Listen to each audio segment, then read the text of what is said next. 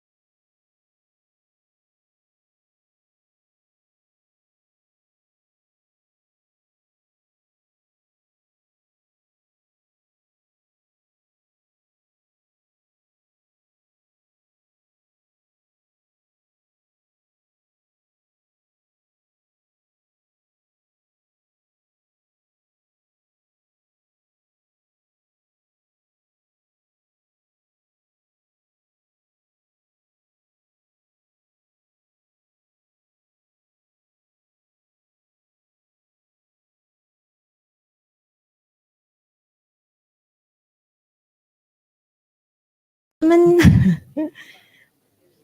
be starting. I'm Xiao Wun from Penang Institute. I would like to take this opportunity to welcome all of you here tonight. It's been quite some time since we have our talk in the evening like this, and we are very thankful that all of you are here tonight. Also, those who are online. So tonight we have a very special guest, although I still fail to read her name properly, so I'm not gonna try. Ananya is here.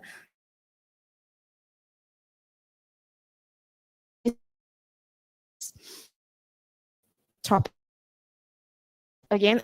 I'm not gonna go into and the talk as the moderator. So Galle is our dear friend from Hikayat and Gerak Budaya.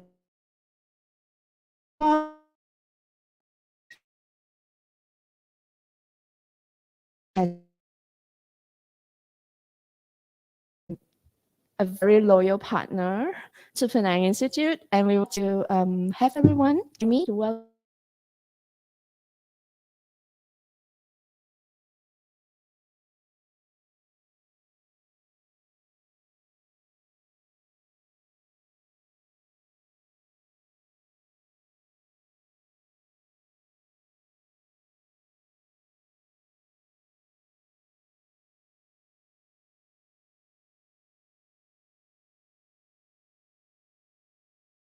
Completely bizarre. My name's Gareth Richards, and I will help moderate and I hope allow the evening to flow very, very well. I'd just like to begin with a couple of housekeeping announcements that involve us from the bookshop side with Penang Institute. So next Monday evening, again, it's evening at 8 o'clock, we're really, really pleased to be able to have Kenny Ting here. Who's Kenny Ting? He, until the 1st of July, he was the director of what I consider to be the best museum in Southeast Asia, the Asian Civilizations Museum in Singapore. He was also concurrently the director of the Peranakan Museum in Singapore. And Kenny's just resigned after 8 years, in which time he completely revolutionized the museum. But for the best of all possible reasons, he wants to take 2 years out in order to write. So this is a splendid reason for giving up your job. Some of you should consider it. And then in September, we're also co-organizing a talk with Mastura Alatas, and that should be a name that some Penangites ought to recall, because Mastura, who's a professor of English in Italy at the moment, is also the daughter of the great Syed Hussein Alatas, and Mastura has just completely rewritten a new biography of her father, and so she'll be here in September talking about the book. And then, in case that's not enough for your diary, in October we're also co-organizing another talk, this time by our friend Nikki Almasi. Nikki is, among other things, a world-renowned photographer who in fact was the official photographer for the building of the Shanghai Tower for 5 years. And partly because of that, he also became a scholar of Art Deco architecture in Shanghai. Shanghai is one of the great sites of Art Deco architecture from the 20s and 30s. And so Nikki will be here in October talking about that. So plenty of interesting things for your diaries.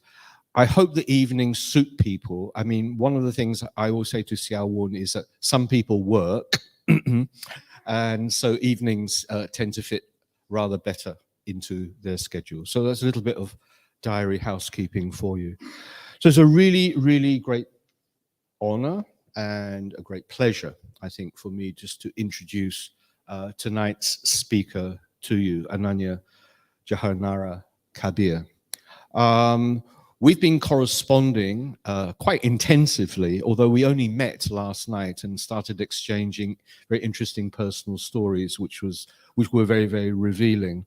The name of her talk, Fort Creole, Transcolonial Enclaves and their Postcolonial Afterlives. So it's a little bit of a mouthful.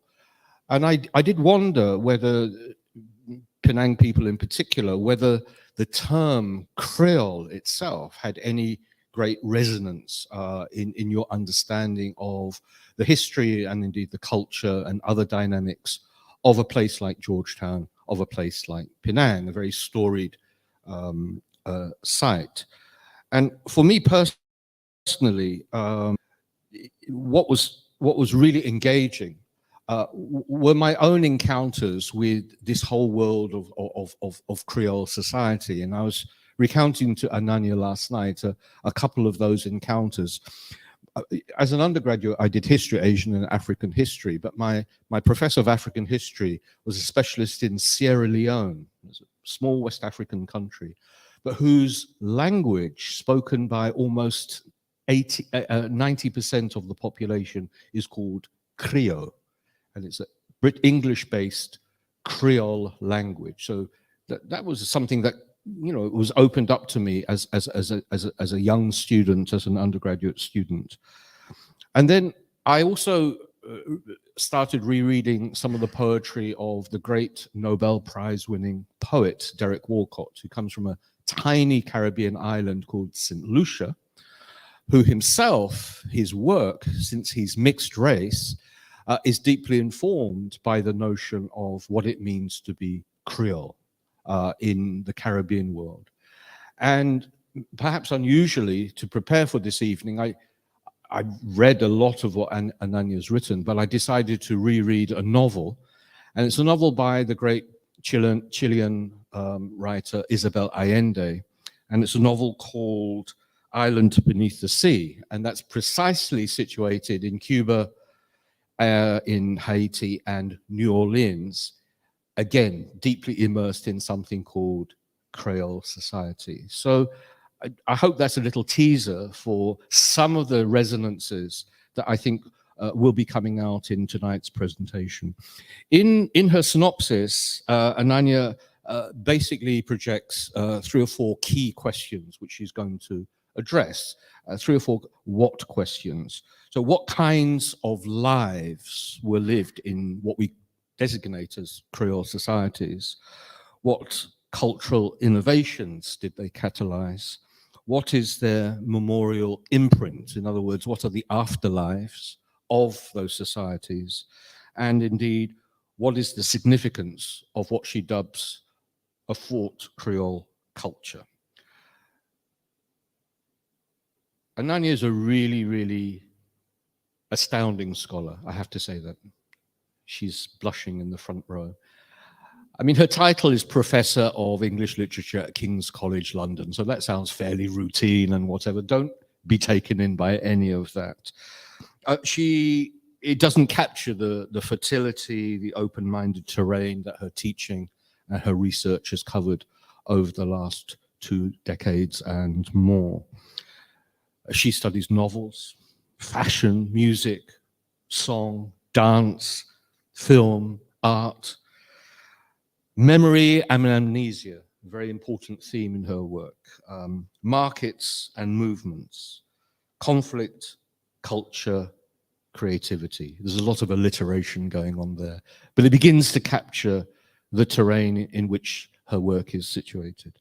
And then there's the geographical scope. I mean, she's published on, yes, the Indian Ocean world, but also the Atlantic Ocean world. She's looked at South Asia. She's originally from Calcutta in India, particularly places like Goa or Kashmir. She's studied, researched, and published on East Africa, on West Africa, the Caribbean, and more recently on Southeast Asia, including Melaka and Penang. Could we give a very warm Penang welcome, please, to Professor Ananya Kabir.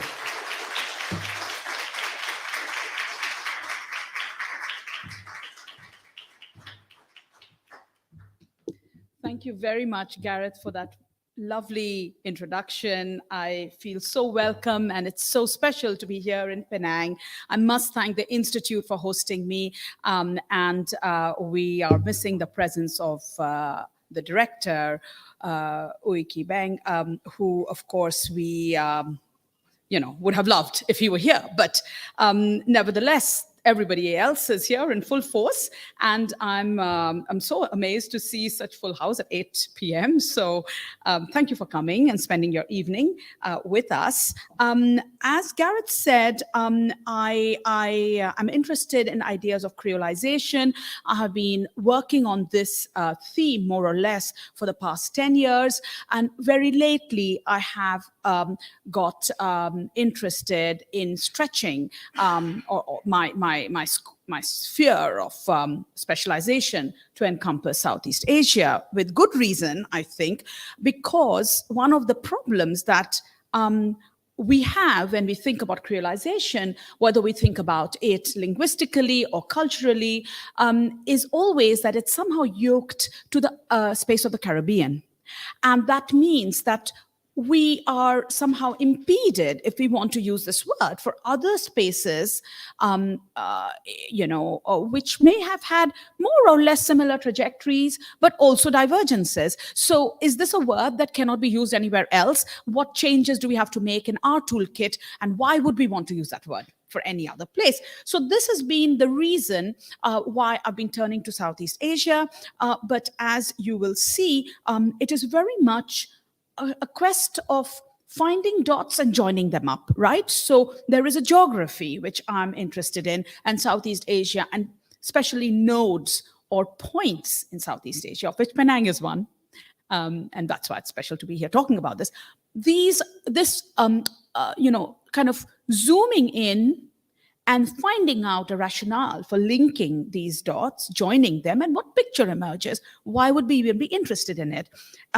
What's the relevance to modern, contemporary, post-colonial problems and potential as well of some of these histories and sites which have kind of slipped from the horizon of what seems to be the movers and shakers of the post-colonial world? Okay, so that's pretty much the background. Now, I have on my slide a couple of images which might give you a flavor of where this talk will take us. One is from the one on this side is an image, a satellite image of the city of Kochi in Kerala, which actually is only the small coast-facing tip of a massive conurbation called Ernakulam. So it's a huge, urban area. And superimposed on it, you see, is a ghostly image of an old fort. This was the Dutch fort with all those bastions, you can see. And it doesn't exist. We will see in the course of this talk why it doesn't exist, but the idea of the fort exists and is powerful. And a young heritage specialist who's based in Dubai, I think, Tawfiq Zakaria, who is from Kochi, has superimposed this to kind of try to, what is he saying? What is this? This is exactly what I mean when I say that's a transcolonial enclave that the Dutch and the Portuguese and the British had kind of been grappling over, but it's superimposed on what is now the modern post-colonial city of Ernakulam, including Kochi. So that's one image that I find important in orienting us. The other one, of course, is from this part of the world. It's something I picked up when I was in Melaka in December, starting my Malaysian research. And this is from it's just an info panel from the Stad House, which is the old, of course, you know it, right? The Dutch structure, which has now become the ethnographic museum, and it has a lot of info panels there. And I found this info panel particularly interesting because it immediately reminds you of the different players in that early history of Melaka, the Portuguese, followed by the Dutch. So for me, can I have the pointer, please? Thank you. Thank you so much. That's exactly what I was thinking I needed pretty quickly. So what I do is I use the term Fort Creole to try and understand places like Melaka and Kochi in the present, because as you can see, there was similar timeline of being, the forts that Europeans built there. Precisely first the Portuguese and then the Dutch. And that's for me important.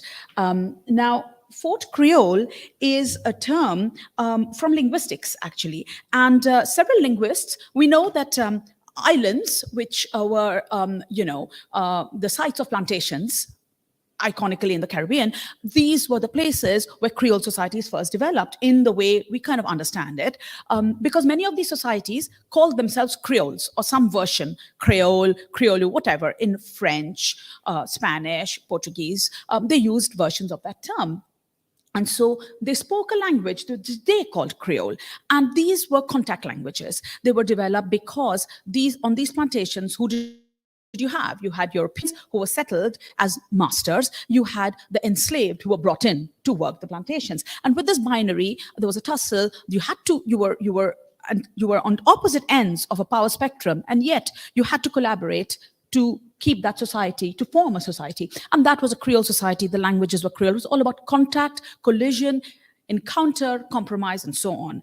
Fort Creole is an interesting term. Most of our ideas about Creoles, cultural, linguistic, etc., are attached to these islands, which had plantations in the Caribbean, but also in the Indian Ocean, such as Mauritius, Réunion Islands, Seychelles, Cape Verde, up in the north, in the Atlantic rather than the Caribbean. These islands are associated with creolization. People forget that there were places on coastlines that could exhibit similar cultural, dynamics.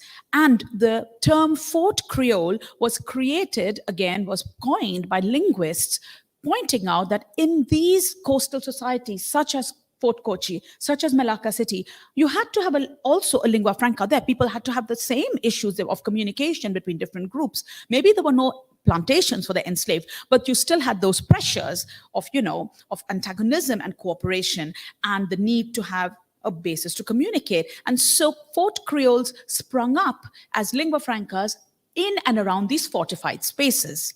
From that concept, I basically, of course, that's what, I'm using this term to understand forts, like the forts that I just started with, as sites of creolization. And on the slide here, you can see some images which will be useful for us to grasp some contours of this use of my usage of Fort Creole, not just linguistically but also culturally. The first image you see there is an image of a Dutch Sri Lankan fort, it's a diagram of a typical fort built not in Europe but outside of Europe, and that's interesting, right? Because where did the idea of those forts come from? They may have been, when the Dutch or the Portuguese, or indeed the British or the Danes or the French came to sites on the African coastline in Asia, they had the same impetus. We are setting ourselves down here and we need to protect and fortify ourselves. But they have no know-how apart from what they've developed in Europe. So they bring those very European structures and they put them on extra-European sites, such as, for example, that diagram, which would correspond to the diagram of a medieval or early modern fort anywhere in Europe. They have the same kinds of structural, rationale. The second image you see on the top there is that of the earliest such fort that was actually created outside of Europe by Europeans, and that's Elmina Castle in Ghana, formerly Gold Coast, built as early as 1482. Okay, and I will tell you a little bit more about Elmina in the course of the talk. But you can see what it looks like. It's basically on the coastline. The Portuguese first thought this is a good site because it's high on a hill. It's like a lookout. You can see who's coming and going. And they create the structure. Later, when the Dutch come, they do what they do everywhere pretty much. They destroy some of it. They refit it out to suit their advanced know-how, because the Dutch are coming after the Portuguese and things have developed in terms of engineering or whatever. So that's Elmina. Do note also that all around the castle there are also settlements, there's houses, there are people living around and outside the castle walls, the fort walls, and that pretty much is what that third image shows you, which is if you go to Elmina today as a tourist, they'll hand you a tourist map. You see there's a spatial grid, of streets and neighborhoods, and there's a ground zero, which is the fort, and there is a spatial organization around the fort, and that is Elmina town. So that's the kind of very stable way of organizing space around a fort that the Europeans developed all along these sites, which I call Fort Creole sites. So if you go clockwise, the image there is that of the Danish fortified town of Tranquebar on the Coromandel coast of India, just a little south of Pondicherry. And its street plan and everything is marvelously preserved. It still pretty much looks like there's the fort walls, solid. Even the tsunami, did not destroy Tranquebar fortifications. And that is the final image there at the bottom is that of Tranquebar Fort today, which is the biggest Danish fort outside of Denmark, anywhere in the world. And it's still standing despite the fact that the tsunami literally battered its walls. So, this is the kind of spatiality I'm talking about when I've got this idea of Fort Creole. How did I start thinking about about these little fortified dots that are dispersed all across not just Asia, but the Atlantic world as well, and can help us connect the Atlantic to the Indian Ocean world? It actually started with Elmina. But before I go to Elmina, I think I will go back and I will just keep us there. I did want to zoom into Elmina, but it doesn't matter. You can see it there. I'll talk a little bit about Elmina before going to some of the Asian sites in a second. So what happened is that I was researching something completely different. I was researching Afro-Atlantic dance forms and how they spread over across the Atlantic world, the Caribbean, and in fact also could allow us to connect up to some of the sites in the Indian Ocean world through creolized forms such as, there are dance forms, the quadrilles everywhere actually in the Indian Ocean world, including the Southeast Asian space, and nobody's really studied them as quadrilles, but that's the kind of thing I was doing. But Elmina, I was in Ghana a lot, I was in West Africa a lot, and of course when you're in West Africa, when you're in Ghana, you go to see these sites because they are in a way global heritage of shame. They are the sites from which enslavement was like the machines of the slave trade were kind of being fueled by places like Elmina and Cape Coast Castle in Ghana. So if you go to Ghana today, you will be taken by guides, by local people. And if you don't know about it, you'll be, people say, go to those places. And what you'll see are the castles. And UNESCO, of course, has underwritten a lot of the restoration of these castles. And you can go and you can feel what the slave trade did. You can see the dungeons where the enslaved were kept before they were, put in little boats and then big ships and taken across the Atlantic. You have doors of no return. You see the difference in how the governors lived, because they lived in the nice part of the castle from where the windows were open and the breezes blew, and they were, that's where the power and the kind of like the benefit was flowing and was being felt by the colonizers. So that's what you are encouraged to understand when you go to places like Elmina. But I was actually quite struck by certain similarities I could sense in the town around Elmina and places in India, such as my hometown of Calcutta. There was a kind of culture that I'm like, why am I finding a resonance? There's some things here. And what was the first? I'll tell you guys, because you will know what I'm talking about. There was a woman, and she had on her head a glass case. Those old-fashioned glass cases, in which you just put some food and then you're selling them as you're going around the streets. You know what I'm talking about, right? Well, that's exactly what we have in India as well. I've seen countless people like that in Southeast Asia. And there was this woman with that kind of a glass case. And what was she selling? She was selling a kind of bread, which is exactly like those loaves of white bread that the Europeans have left us, and we like them still because they're very good for curry and all sorts. This you would call it the roti bakar, I think, in Basa. So, and this is what the Japanese are now getting all the kudos for, because that's shokupan, and it's all over the place. But I can get it down the road from the small bakery in Calcutta that, like it costs like, nothing, and it's the same thing. So I saw that there, and I'm like, what is this doing here? And when I ask, what is this called in Twi, in Fante, the local languages, it's pan. Portuguese word, right? So suddenly there was a eureka moment that there's a connection here. And that's how Elmina became the trigger for me to start thinking about other things, connecting. This is how the Atlantic world and the Indian Ocean world be connected. Of course, there was enslavement. Of course, there was dark histories, but there were also people who were forming communities, local creolized communities were forming on the fort walls, and they still had their trace in the present.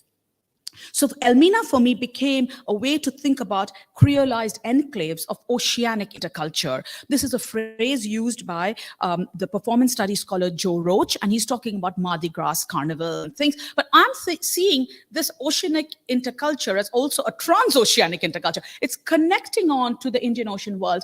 And of course, that's because the Dutch was sending people from Elmina to Southeast Asia when the time came for them to increase their footprint and become an imperial power in typically, no, this is, I'm going to say the other way around because you'll see how interesting this is if I do it the other way around. From 1831 to 1872, the Dutch took vast numbers of recruits from Elmina and from the hinterland in different waves to serve different colonial purposes, military purposes in Southeast Asia.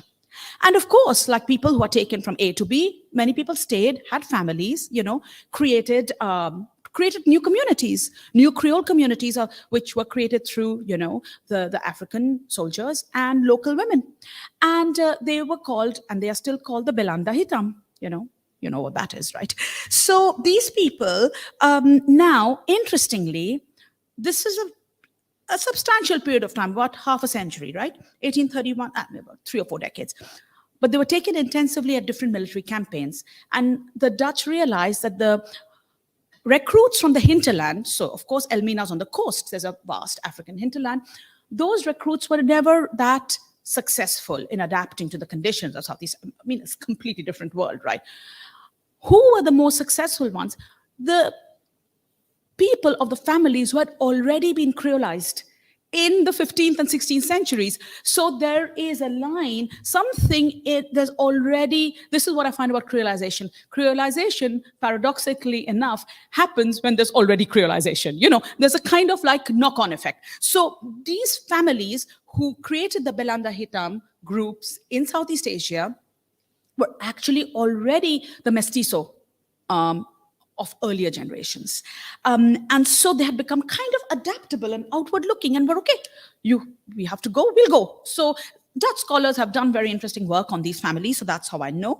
But this is how Elmina became, for me, a very interesting hinge and a starting point for thinking about, paradoxically you might think, Southeast Asia, the Indian Ocean world. And in a way, that's then come back, if you like. I'm an Indian Ocean person, and I return to the Indian Ocean world after what I've learned to observe in the West African space. Now, just like Elmina, Galle Fort in Sri Lanka, Melaka of course, in Malaysia, these are places that have the same layers and the same timeline of Portuguese followed by Dutch fortifications. And these have formed the core of, as I say, thinking in the present about creolized, tangible and intangible heritages in the Indian Ocean world. Of course, these spaces have become the hubs for heritage tourism, for discussions about which colonizer was good, which was bad, what did the British do when they came, and then, put the final layer, if you like, on all these places. And of course, there are always in the middle of this play of memory and forgetting, but also the very strategic use of memory to self-fashion, to create yourself as something with some kind of person with a particular link to a past that may not be so visible to the outside, to the mainstream. The fact that there are also quite a few Creole communities and creolized communities in these Fort Creole sites across the Indian Ocean world who are more or less marginalized. That's the other interesting thing about these communities in Asia. It's not the Caribbean. Creole is not Derek Walcott. We have communities that are living in impoverishment. and they're forgotten, or they've been left behind in whatever the new nation wants to be. And not only are these Creole communities marginalized, but communities that lived alongside and with them and shared the same kind of cultural mindset, the Creolized communities, often also find that they have an ambivalent relationship to that culture, because it may not be very convenient to live with it. So basically, this is how I started finding ways to develop my notion of creolization, my understanding of creolization, to adapt it for the Indian Ocean world and for coastal hubs, coastal contact zones in the Indian Ocean world, not just islands, but fortified enclaves, which then started attracting and becoming the sites for a great deal, for example, Armenians, Jewish merchants, the Parsis of India. They become hubs. And their heydays, they are hubs for people to kind of collect and develop new ways of lifestyle. And in fact, they are kind of very modern spaces in their heydays. That's the interesting thing for me, that many of these extremely modern, innovative sites, which are creolizing sites, have sort of, then there was something that happened and they became backwaters. So we'll come to that towards the end of my talk. So in other words, that's the kind of, apparatus that I'm developing. And I would very much like in the new project that I'm putting together, I would definitely want it to therefore consider places like these sites in Malaysia, India, Indonesia. I've just been to Indonesia for the first time, and I've been able to see old Batavia still kind of there in nooks and corners of Jakarta, but also places like Macau. So there's a lot to rethink in our space through this lens. But what I've been doing in prep is to zoom in onto some sites in India, because I'm Indian and it's easy for me to, when I'm in India, I'm just zipping into some of these sites, and they are quite interesting places to visit. So that's what I've been doing for the past few years. I've been developing a kind of like, a bit of a nitty-gritty of the analysis by looking at some of these sites in India, which also were formed by that interaction of different European presences before the British, came and sort of like, okay, new phase of, and then we go into the empire. But before we come to the British Empire consolidating itself, we have a lot of stuff going on, as you know, and that's why I call these places, they're creolized. I think hopefully you got me why I'm using that phrase. They're transcolonial because they're in between different colonial powers. They have been worked over by the Portuguese, by the Dutch, but also other players enter the scene. The Danes, the French, and the British, and they're all competing together. So that's why transcolonial. No one colonial power has shaped these spaces. There's been an interaction between many, many different players.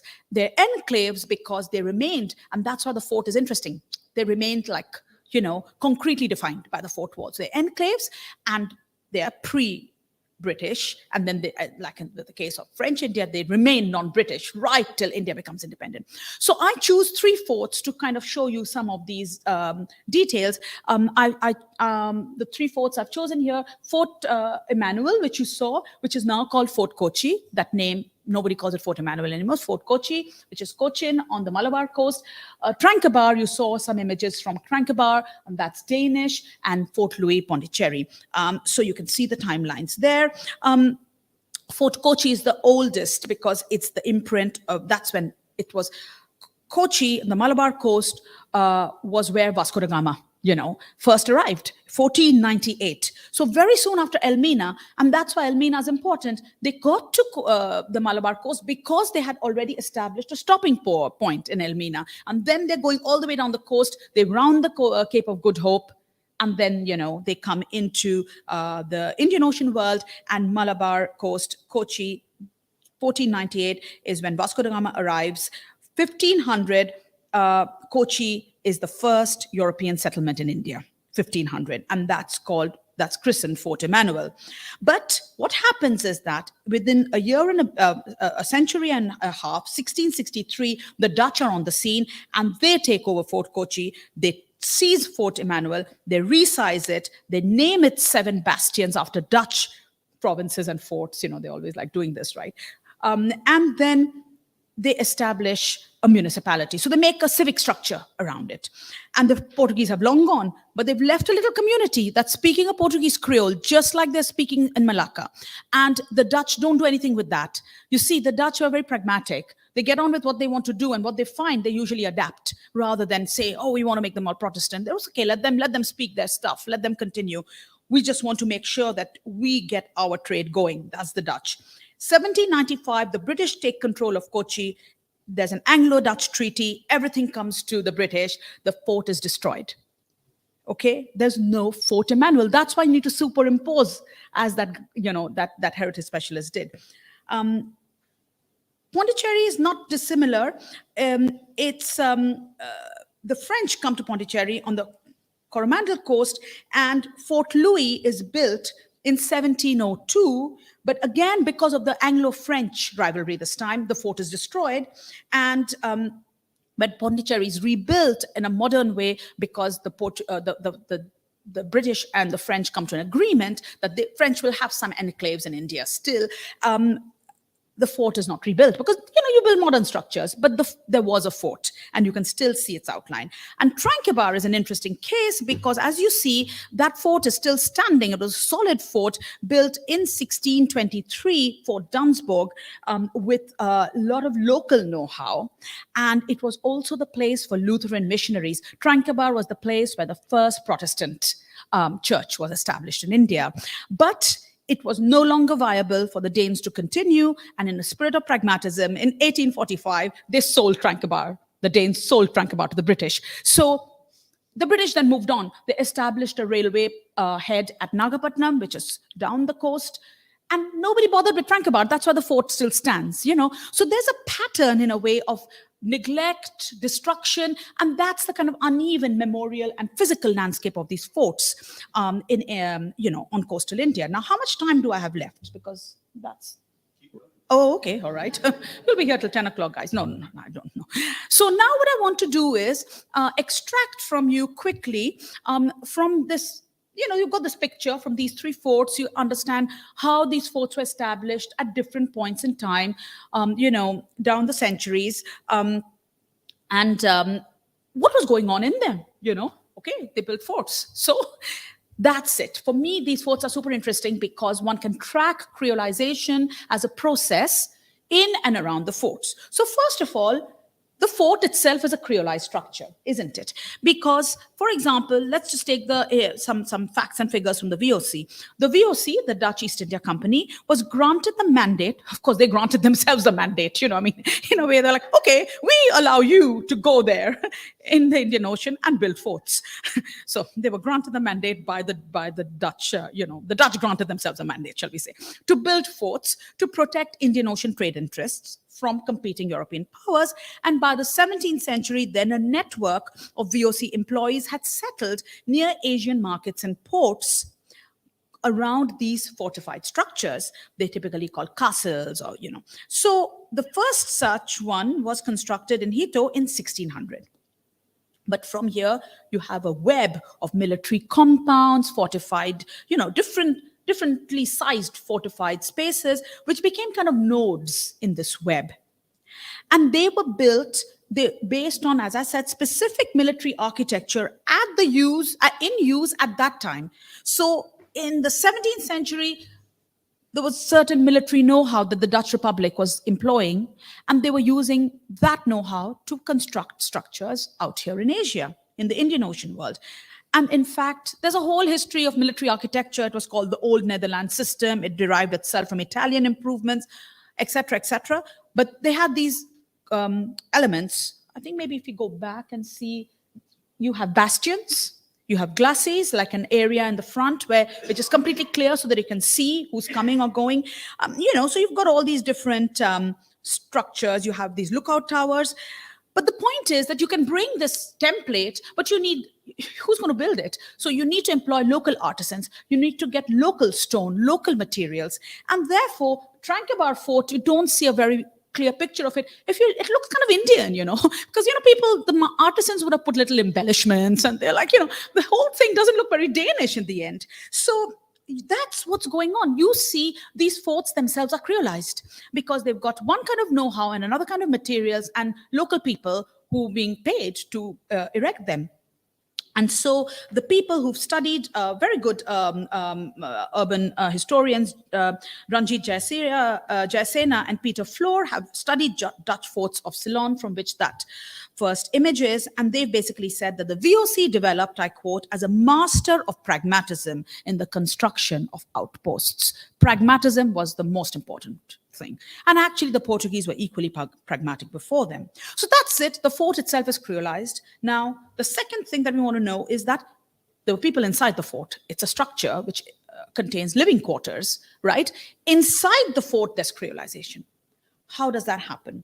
So, for example, sticking to Tranquebar as an example, during the 17th century, Tranquebar consisted of the fortress, Fort Dunsborg, and a fishing village, a Tamil fishing village around it.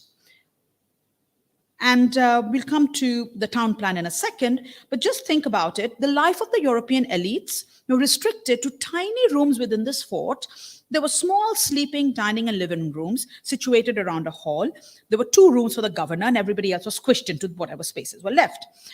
Inventories of materials inside the fort from 1645 include and tell you that inside those living spaces were chairs, tables, chests, and these were often from other parts, from the Malay Peninsula, from Kochi, from wherever, they could get, the Danes could get, and often from the Dutch, they were getting these European items of furniture. Because as we know very well, the Europeans could not sit on the floor. But most of the life of Indian people were being conducted on the floor. So they needed their furniture to raise themselves up. So all these elements of furniture entered the space. The space became a holding pen for all these lifestyles that were being adapted, but also retained, within the fort. There was a library within which there were 33 Danish, 22 Dutch, 1 English, 1 Latin, and several Oriental books. That was recovered from this inventory. From 1645. There were writing desks, there were ink pots, there were also spittoons, there were also bottles for rose water. So you see, some things are creeping in, which are not quite, Danish, but they're in Fortress Dunsborg now. So imperceptibly, there is a culture that's being creolized within the fort. And in fact, what's happening is there's also lots of porcelain coming from China, lots of glassware, because if you're going to drink wine, you need glasses. And many of these items began to be constructed locally, began to be sold and repurchased by locals. Therefore, lifeways escaped the fort walls and started infecting and impacting the way people lived their lives outside. There was no longer a Tamil fishing village. There were people who were giving services to the fort, and they were also changing their lives according to what was going on inside there. So the fort itself becomes a contact zone. It's a contact zone for all kinds of different cultural comings and goings, interchanges. Now, time is passing. During the last decades of the 17th century, what happens is that it spills out. An exclusively European quarter develops outside the fortress. This is the gridded streets, mansions, fortifications beyond the fort, a gate, and the physical frame of the town, therefore, expands this contact zone where different peoples interacted. Cultural creolizations take place.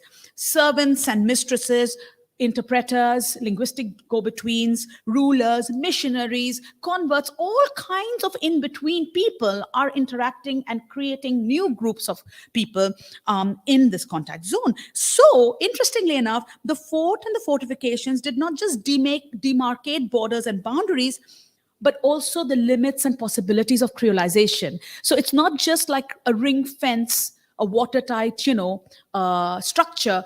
In a way, it's marking where interactions are happening, the fort walls. And that's really what Fort Creole, therefore, is for me.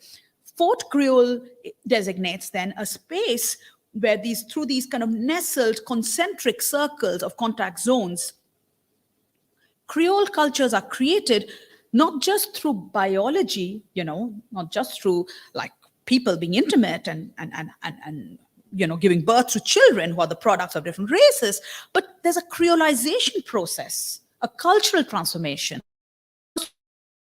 i.e., this is, I think, particularly important for Asia because you don't find a lot of communities necessarily creolizing biologically, but they're certainly living cheek by jowl, sharing all kinds of cultural materials and life ways, and including food, how you live inside your home, the space outside, and so on. And this is, for me, the really more interesting thing, when creolization occurs through proximity and affiliation, not so much through biology and birth.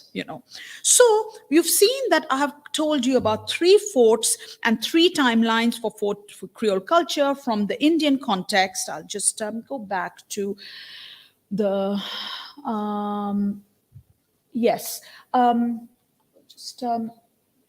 so we had Fort Creole in Kochi, which was built in the early 16th century but was gone, destroyed by the early 18th century. Fort Louis in Pondicherry, built in the early 18th century, gone, destroyed by the end of the 18th century. And Fort Tranquebar, built in the 17th century, but somehow still standing today. And what really happens is that we see that with the coming of the British and the consolidation of British, overlordship of South Asia, there is a kind of next phase we enter.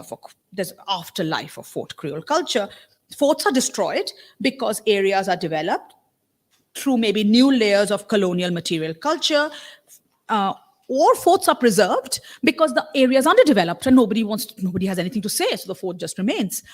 There's sometimes a reuse or overlay of fortifications.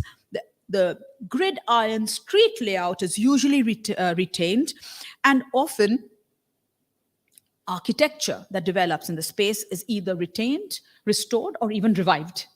So new things are built, but which kind of are built on the shape of the earlier architectural templates. So a renowned French historian, Claude Markowitz, says that with the arrival of Lord Cornwallis in India, a name well known in Penang, of course, he says it was the death of Creole India. Because what Lord Cornwallis did was to say, no ambiguity, no gray areas, everything changes.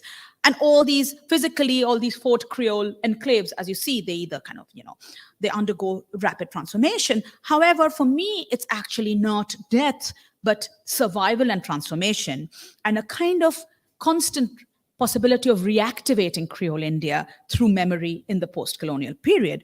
So this is when I come to the final part of my talk, which is really about the transformation of Fort Creole culture into post-colonial heritage. Of course, this is hopefully now starting to look relevant for people, used to the discourse and context in Malaysia, because of course there are issues of, especially in a place like Georgetown, what is heritage, whose heritage, what kind of heritage? And there's an idea, therefore, of heritage, according to Barbara Kirschenblatt-Gimlet. She says that there is a kind of sense that this heritage is not the cultural capital of the nation state, but somehow standing apart and making a kind of commentary or an alternative to some of the grand plans of the nation state. So in India, too, what happens is that nobody was concerned about these Fort Creole sites, except maybe the people who lived there, but they were not thinking of what they were living in as something special. But in the 1980s, and connected to the liberalization of the Indian economy, there were certain turning points. I'm not going to really go through them in detail, but for example, you had the establishment of a body called INTAC, Indian National Trust for Art and Cultural Heritage. And INTAC started partnering with the state and national, central governments to restore and, raise consciousness about these heritage structures. For example, if you go to Pondicherry today, you'll find the INTAC sign on many of the restored buildings in the so-called White Quarter. So there were also, at this point, since the economy had liberalized and people had money or the wherewithal to enjoy themselves, the middle class wanted things to do, the domestic tourism sector started expanding into heritage hotels. Again, you know what I'm talking about. So these were different turning points.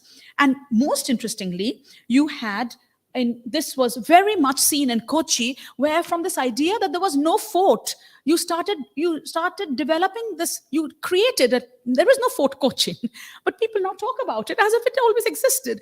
And you have innumerable hotels, heritage activities, and most importantly, you have the Biennale. The Kochi Muziris Art Biennale also, was a kind of push-pull effect, and there was suddenly the need to have more hotels.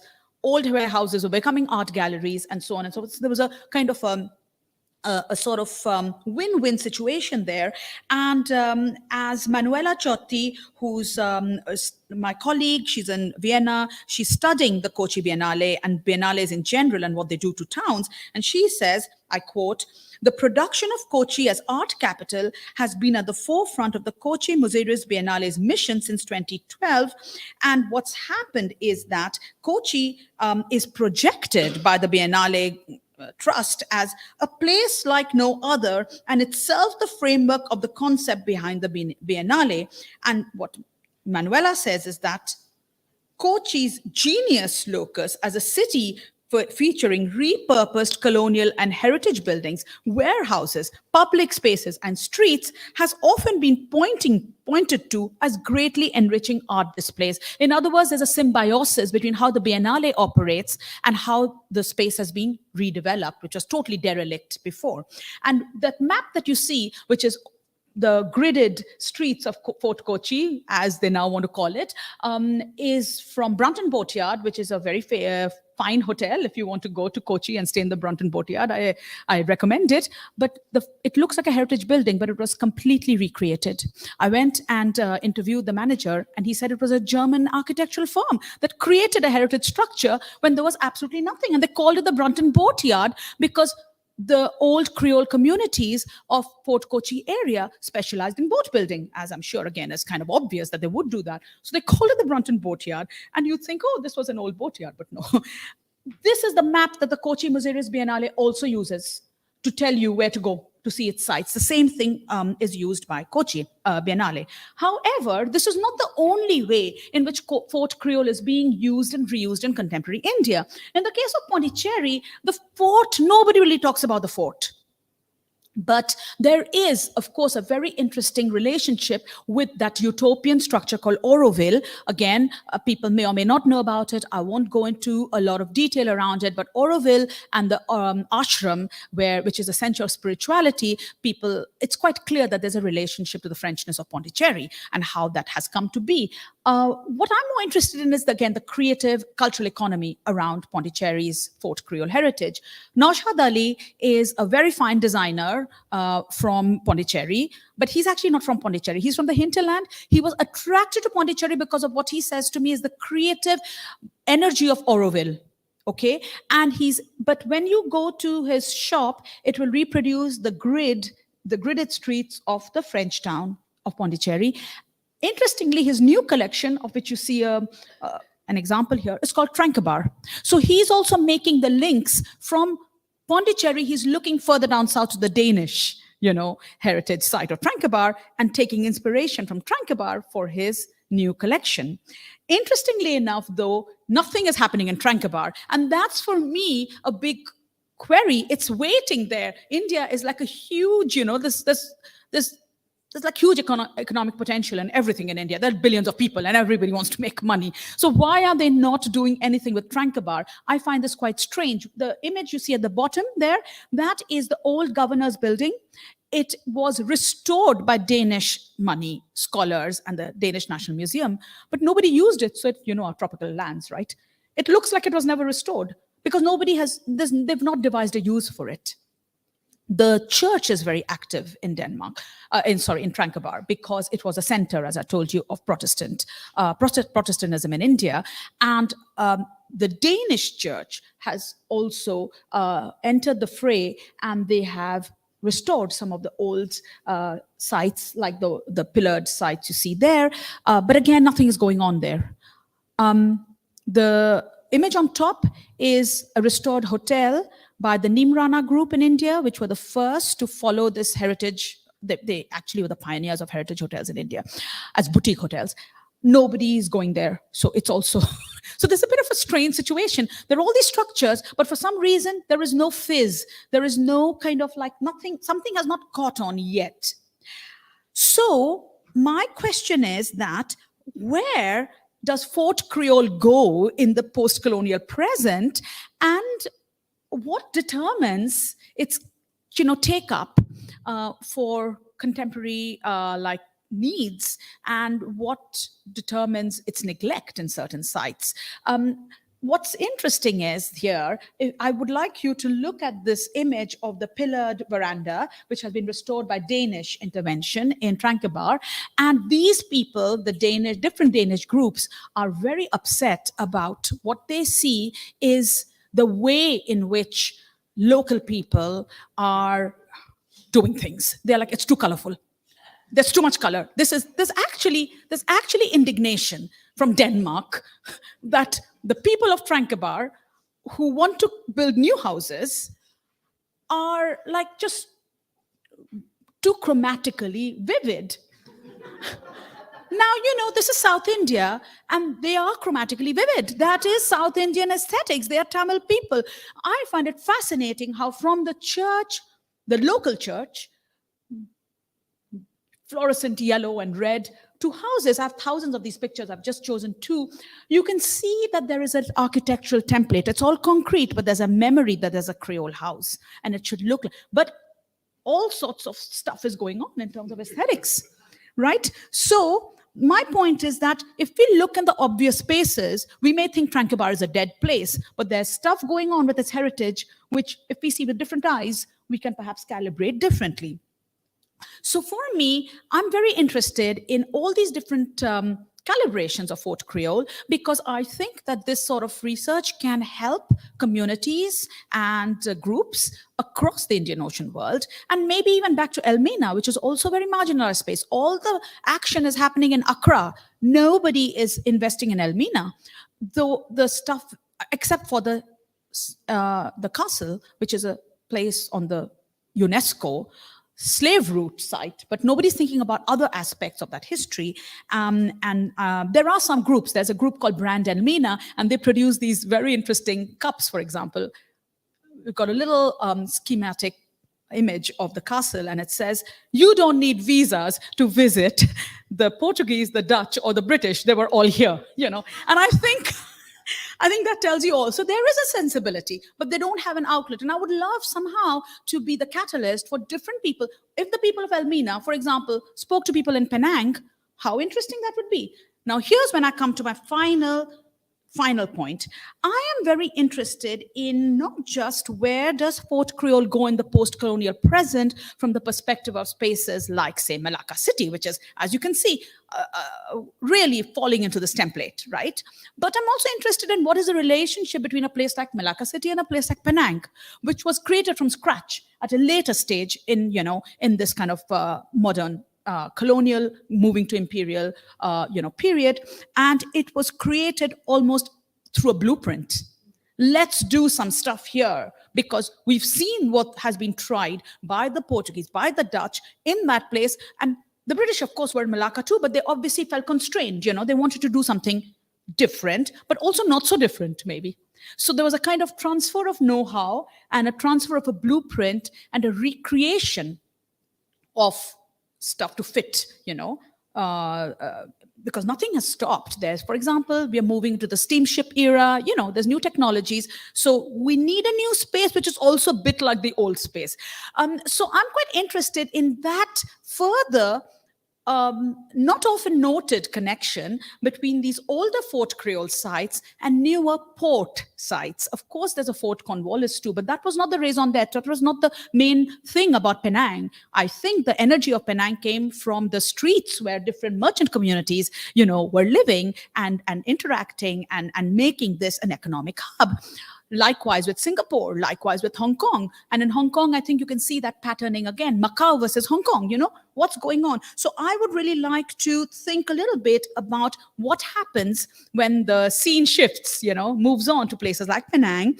Are there any link? Of course, from the Malaysian perspective, you will be looking at the picture completely differently. People here will have a completely different sense of why and how Melaka is to be compared to Penang or not. But from where I am, I'm like, what's going on here?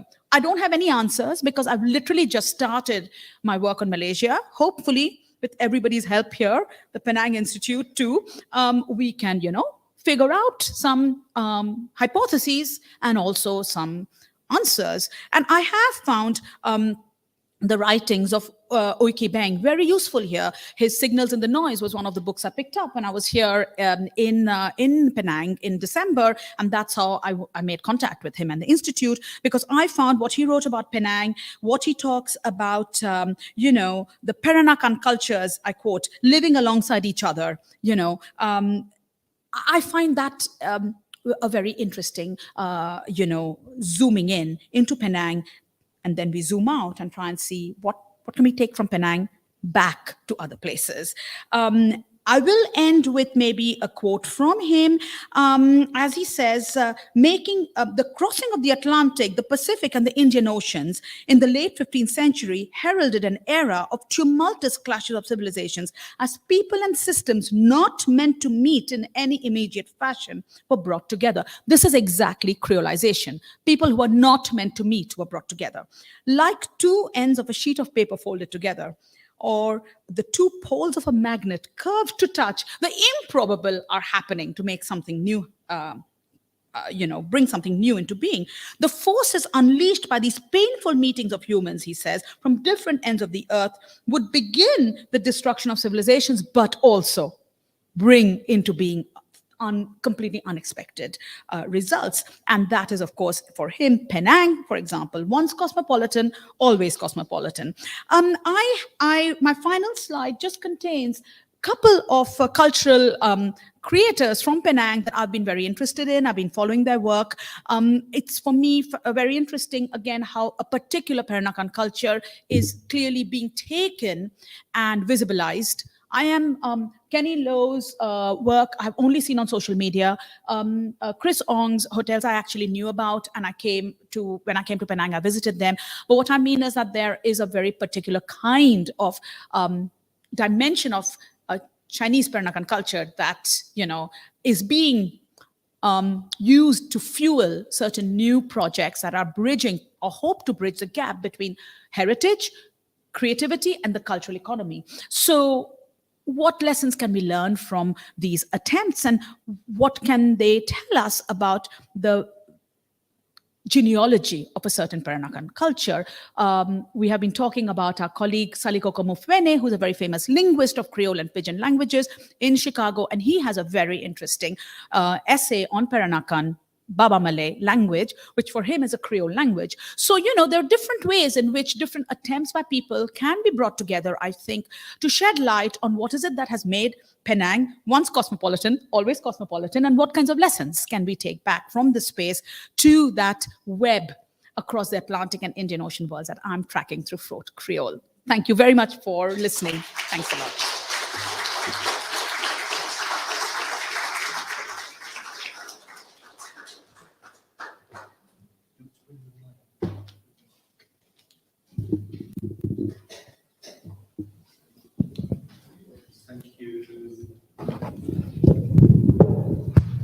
Thank you very much, Ananya, for that splendid, vivacious, animated presentation.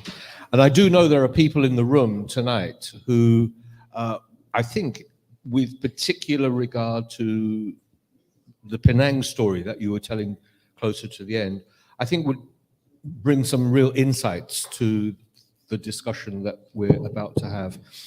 I think we'll do it this way. I really do want to open up the floor to questions and let it flow. But I'll take moderator's privilege for maybe just a couple of things. And the first one is this: it's intriguing because my own first encounter with the notion of the Creole society, as you mentioned early on in your talk, of course, is really from the Latin American world, the Caribbean world, and perhaps of New Orleans. These were the classic places of Creole societies. And it seems to me what you're doing with notions of the Creole and creolization is widening and broadening those particular meanings, but at the same time, interestingly, at least geographically, narrowing them. Because we've gone from something called a Creole society, which is a large social formation, And in contrast to some of the things you said, was actually based a great deal on intimacy between races. So in other words, developed mixed race communities, particularly in somewhere like the Caribbean, where gradations of skin color and how much white blood and African blood or indigenous blood had significant social meaning. So there's an entire society that's being built up, whereas what you're talking about is something far more constrained. It's an enclave. And so I was wondering, as you were talking about, one, the relationship between enclaves and hinterlands, the areas around, because almost all of these places actually look not to hinterlands, so it seems to me, but to the sea, and to these transoceanic networks. So I guess my opening question is more about the utility of the notion of the Creole and creolization, and how you see it blooming in a new geographical region, in other words, our region in South Asia and Southeast Asia. That's a great way, I think, to open up the discussions. Allows me to clarify a few things. Sometimes when you give talks, we don't say the basic stuff, or there isn't time, and Q&A is a good moment to go back to some of the foundational, kind of principles, if you like, of the schema. So you're quite right. When you think about, say, Creole societies, in the way we associate them with the Caribbean, say, islands, paradoxically or interestingly, they're still islands, they're still small places, but somehow they become very all-encompassing, and we start thinking of the notion becomes bigger than the geography. Here we are, as you say, we seem to be deliberately closing or zooming in so that the notion becomes narrowed down again to specific sites. I would like to actually say that in terms of scale, I see all these sites as equally small scale.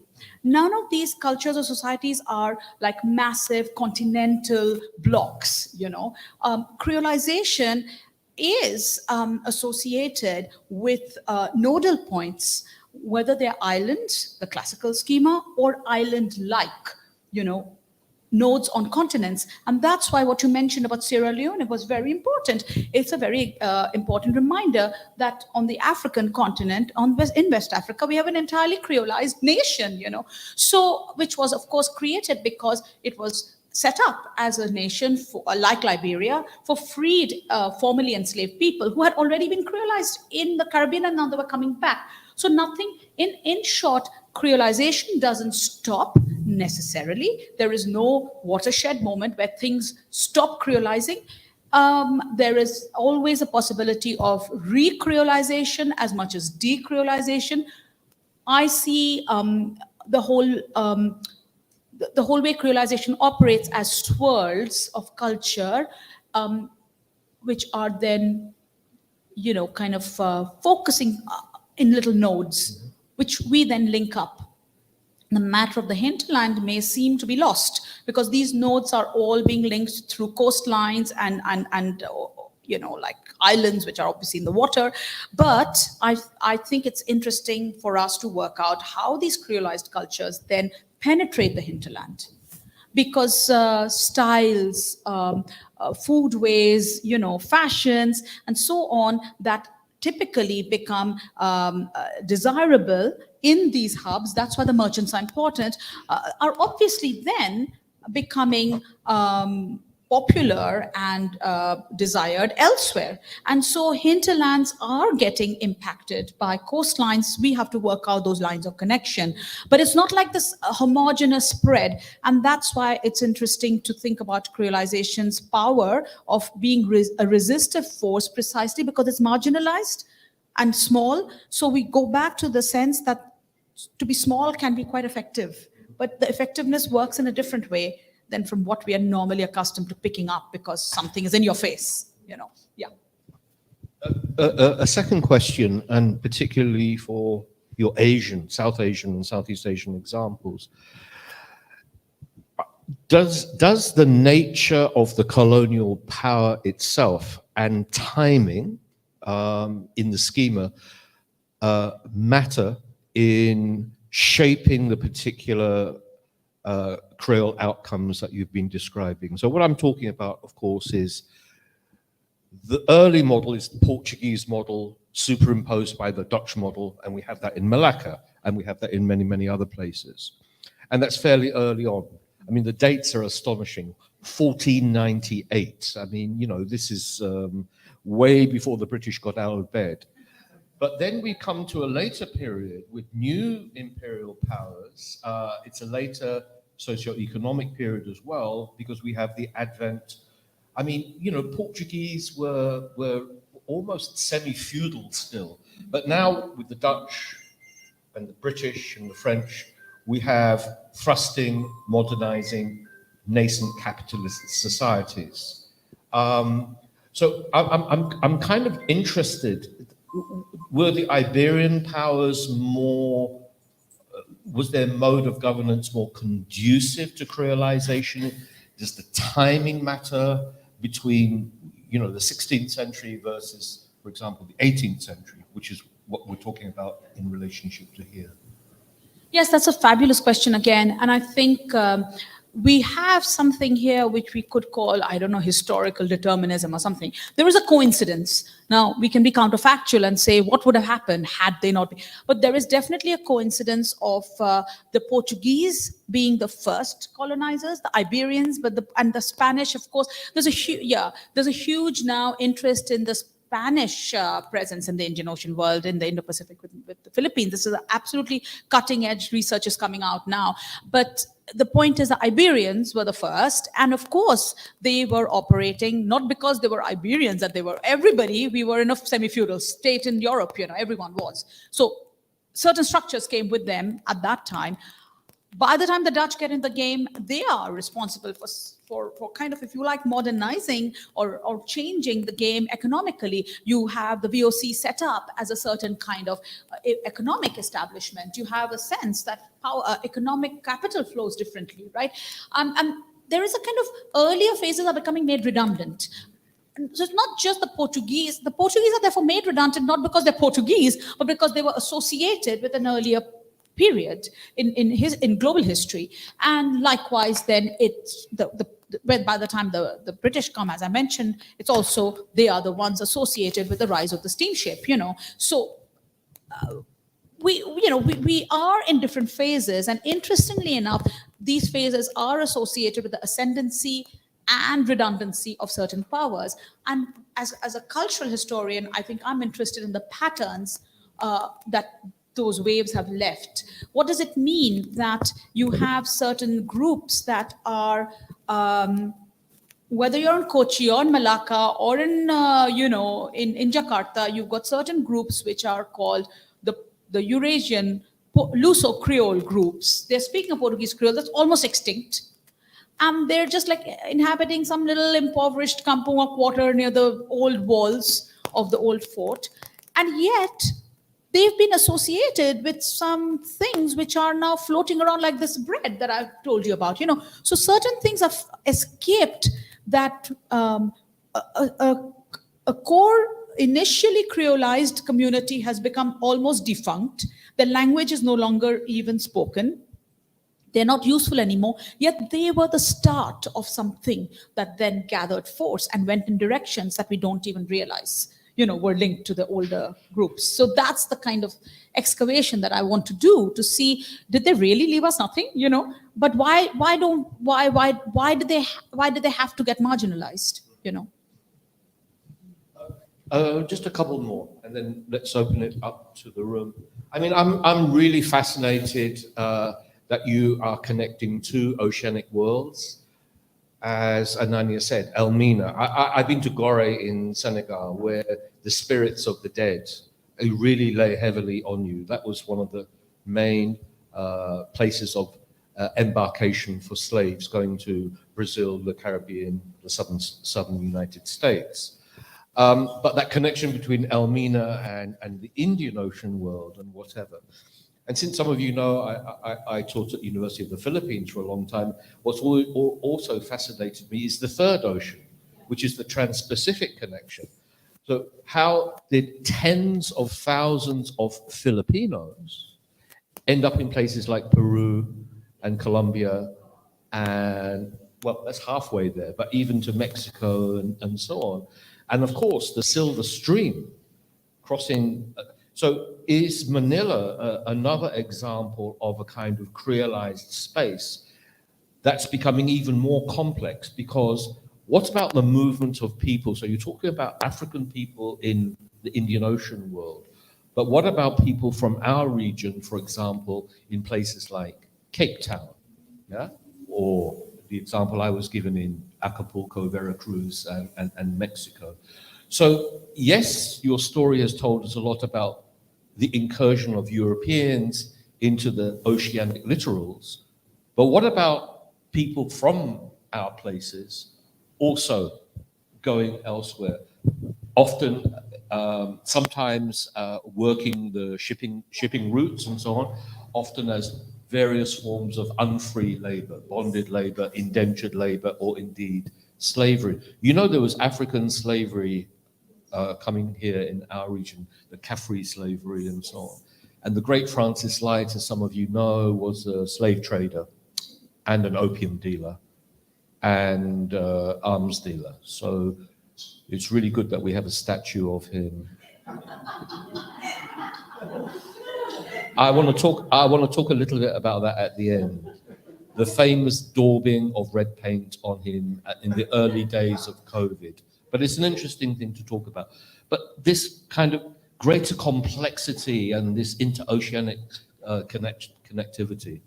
No, that's absolutely important reminder that nothing moved in one direction. And that's why I really like the idea of the swirl, like everything, things, people, ships, ideas, goods are moving around, and it's not a one-way street. I mean, to start, I suppose, clarifying what I'm getting at, it's important to talk about those who came, but the story absolutely didn't stop there. And the reason why these forts initially and ports later became important is precisely because all kinds of people were attracted to them or were taken there. And, we have a very marked African presence in the Indian Ocean world, which has completely gone under the radar because obviously they were part of the unfree labor and they were not going to be celebrated or marked in any way. These are the people who are never in the archives. But what about a word like Cafrinho, Cafrinia?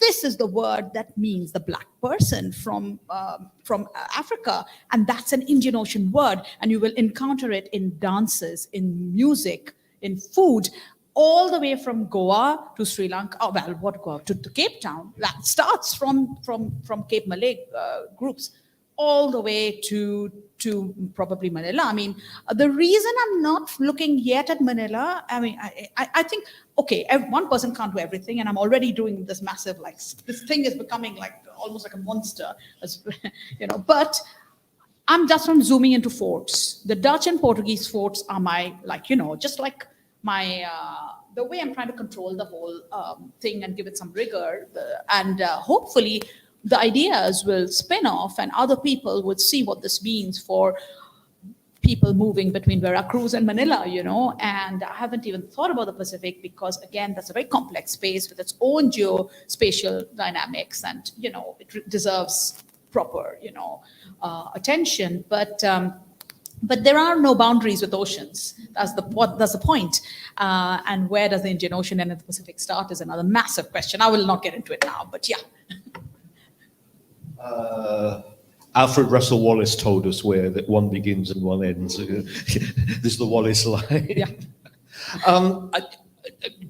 More personal question, I guess. I mean, a lot of work has been done on creolization, obviously through linguistics. You mentioned, and it's certainly in our world with Peranakan languages and even Malay as a lingua franca. James Collins has done some very interesting work around there. And then, of course, you talked a lot about the physical architecture of the forts themselves. But I've always been, when I was looking at what you've published, and now I've started reading so much, I mean, there's dance and there's novels and there's song and just give us a little sense in which you think those sometimes everyday popular cultural forms actually are able to capture some of that richness and some of that complexity that you're speaking to. There are, ultimately, I'm a person trained in reading English literature, so I'm always interested in the text, and how the text becomes a way to engage with some of these issues, which, an urban historian will tell us about those gridded streets, a furniture historian will tell us about, teak furniture, and you know what I mean. But there are always books in which these elements are captured and brought together. Oh, the one thing we haven't talked about, and I just don't know how I have not mentioned it at all, is food. But it's obviously so obvious and staring at us in the face, especially in a place like Penang. Food is a huge way. And you talked about intimacy earlier. Food is a way in which communities create intimacy, because intimacy is not just sexual. It's also about all sorts of other ways in which you've been eating together. What are the limits? What will you eat together and what will you not eat together? Because we have strict religious codes of different communities in the Indian Ocean world, there will be some things that we will share and other things we won't, but it's a spectrum. Nothing is like so watertight. Now, the point is that you may want to take up the example of an author from Penang, Tuan Taneng. Hopefully people know him. I really enjoy his writing, and his latest novel, The Book of Doors, House of Doors, is a very good example about how a text, it's ostensibly about Somerset Maugham in Penang and all sorts of scandals around him. It's very readable, and it has this historical dimension. But for me, what's equally interesting is the descriptions that you find in the book about architecture, food, social life of communities, and those for me are the ways in which something that can perhaps be tracked back to Fort Creole in a genealogy finds life again. That's the afterlife I'm talking about. So the afterlife of Fort Creole can, of course, be tracked in various domains of creativity, but literature is certainly one of them.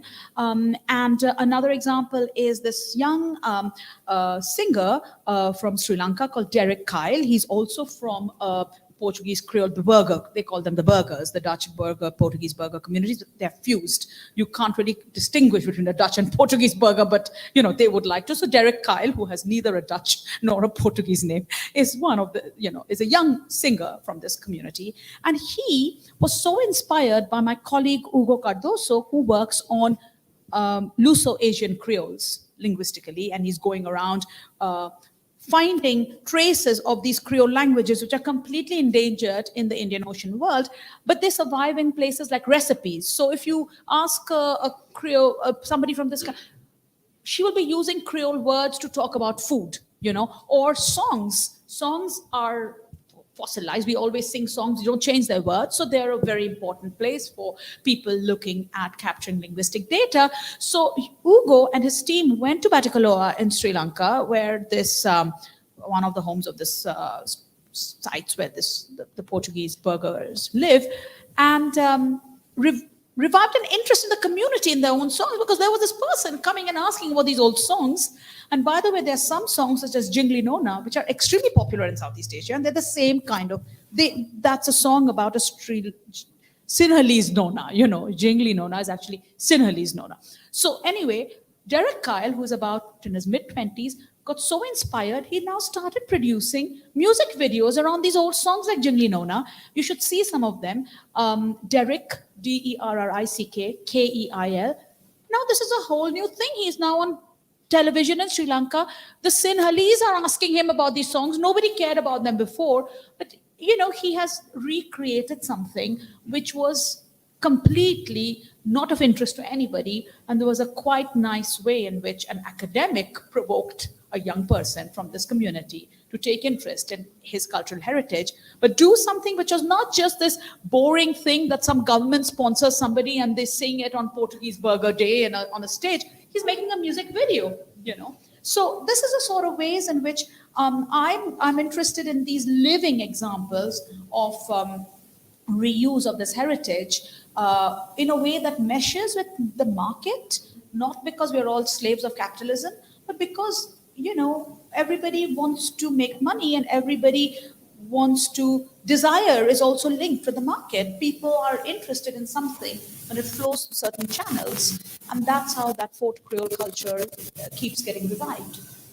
I think it's a very good point of Yes, entry please. into the floor discussion.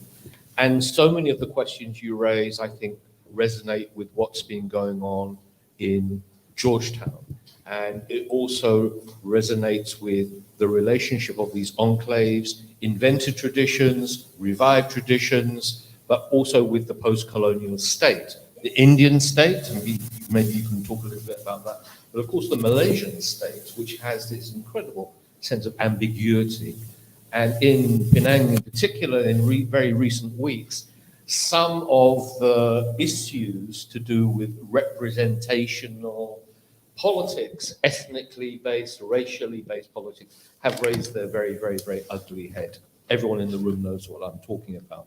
But it seems to me to be a discourse that has something to say to or reflect upon what Ananya has been saying. Let's open up the floor a little bit. We've got some time. Yes, sir. Thank you very much. Oh, sorry. Thank you very Perhaps much. you could introduce who you are. Okay, my name is Sundar Viswalingam. I'm based in Chicago. I work on South Asian traditions and this sort of, cultural hybridity, things like that. Anyway, thank you very much for a very thought-provoking talk, which opens up so many avenues for, new kinds of research. But I was intrigued and perhaps a little perplexed that the talk began with this whole idea of Fort Creole and then ends up with Peranakanization, Peranakan. It seems to me, from what I have studied, that the two, there's a very important distinction to be made between the two.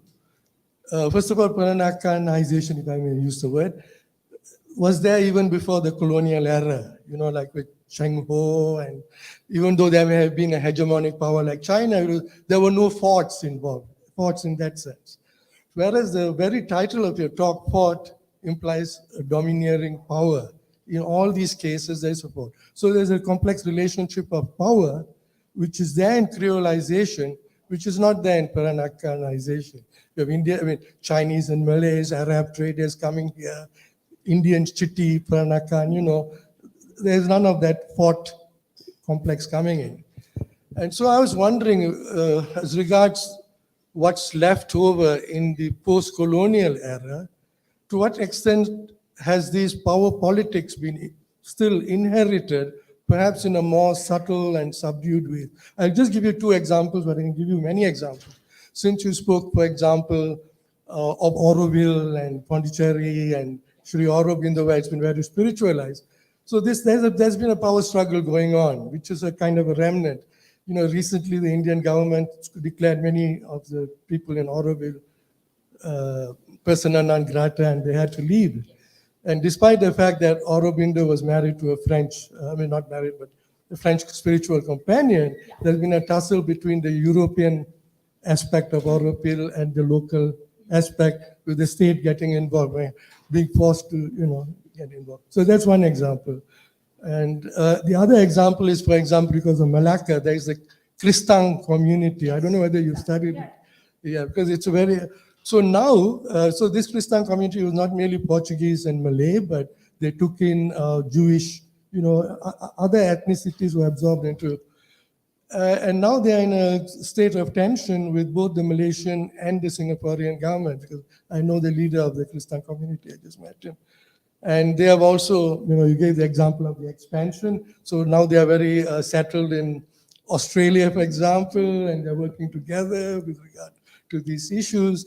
So what has happened to the politics of power, which is there so firmly entrenched in the image of the fort in the post-colonial era? So that's a question which I feel you perhaps didn't go deeply enough into. Thank you. Shall I just quickly respond to it? Because there may be other questions which come from very different angles. So very quickly, I appreciate your point, particularly with the Peranakans, as our common friend Salikoko Mufene has said in his article on on this issue, and I quote him, he says that although the emergence of the Peranakan community and culture is a consequence of migrations, these did not involve enslavement or oppression. The Atlantic and the Indian Ocean, their economic status would rise to the point where they became important power brokers during the European colonization of the Straits of Malacca in the 19th and 20th centuries. It's a story again, which is well known here, and he even goes on to call it the non-traumatic birth of the Peranakans, whereas we mostly associate creolization with these traumas, of displacement. And this is precisely why I think it's important for us to, this is an academic question, which I don't think I have the answer to just yet, because the project is kind of almost just about starting.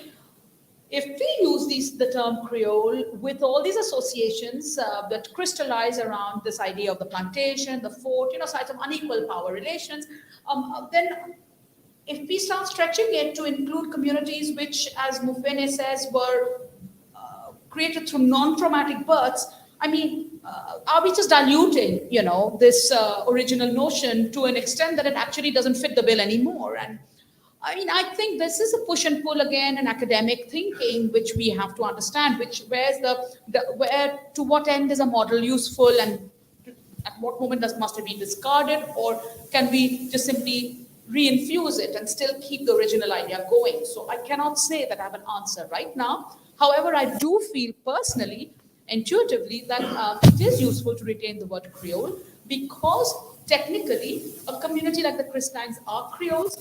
Technically, linguists will say that a Peranakan is also a Creole, even though they are not using the word Creole.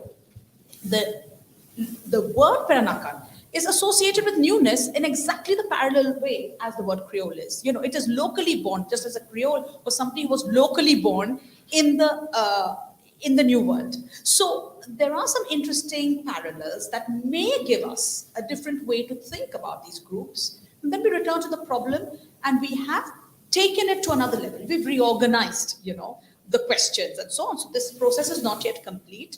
It is part of the research design that I'm now embarking on. However, the one thing I will say is that the fort, for me, is not just a center of power. It is precisely, as I tried to say, a space of creolization. And that means the very idea of power can be creolized. That what is power? It is not just one group imposing, in one direction, its authority over everybody and everything else.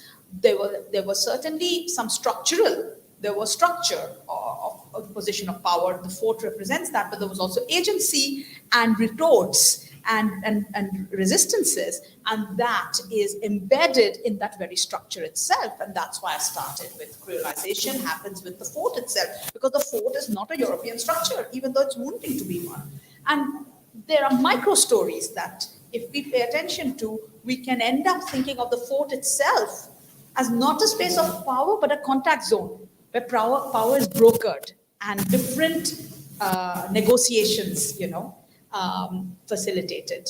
So that's why I would like to keep that term, to keep reminding us of this multivalence of this idea. Thank you very much. There must be more. There was some, yes, please. How significant was Goa in your study as a Fort Creole? That historical, and you are not mistaken, was Goa only became independent several years after the Indian subcontinent. How and why did that happen? And was the creolization of the local populace a relevant factor towards that development in that era? Thank you so much. It allows me to again elaborate a little bit on the necessary specifics that enter with the Indian Ocean world. How do we modulate notions of creolization to accommodate the specificities of the Indian Ocean world? One of the things that is certainly very stubborn in the Indic world is caste. Caste caste structures don't go away. It doesn't matter whether you are still Hindu or not, but caste is really like a very stubborn thing that persists wherever there is Indianization of any kind, and Goa is no exception. So what happened to creolization in Goa? So first of all, there was old Goa, and then there was what you see in Goa today, this Panjim and other areas that the Portuguese successively conquered, and they call them the old conquest, the new conquest, and so on. In other words, Goa was not a point that you can zoom into. It is still a small, tiny state in India, but it's still a state. You know, it's not like any more of a ground zero fort.